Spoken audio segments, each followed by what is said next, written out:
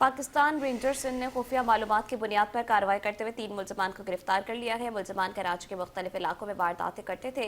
मुलजमान street crime, motorcycle चोरी, चालिया मावा की गैर कानूनी खरीद फरोख्त, मुनशियात फरोशी और डकैती की मुतअद्दिद वारदातों में मुलविस हैं। तर्जमान रेंजर्स के मुताबिक मुलजमान की गिरफ्तारी महमूदाबाद नंबर 5, माईगढ़ी गोट, इतिहाद टाउन और नॉर्थ नासबाबाद से हुई है और कार्रवाई अमल में आई। मुलजमान के कब्जे से एक अदद 30 बोर पिस्टल, बगैर लाइसेंस बम एम्यूनेशन, 5 ग्राम चर्स, 105 अदद बैग छालिया, 60 अदद बैग मावा, 55 किलो कॉपर और नकद रकम 3,82,140 रुपये बरामद कर ली गई है। मुलजिम आबिद सज्जाद मोटरसाइकिल चोरी की मुतअद्दिद वारदातों में मुलविस हैं और स्ट्रीट क्राइम में मुलविस मुलजिम असद और का करीबी साथी है, जबकि मुलजिम अहमद शाह और बैटरी ने दौरान तफ्तीश इंकशाफ किया कि वो कराची के इलाके वाहिद कॉलोनी नासबाबाद में सखी और रहमान के साथ मुनशियात फरोशी में मुलविस रहा है।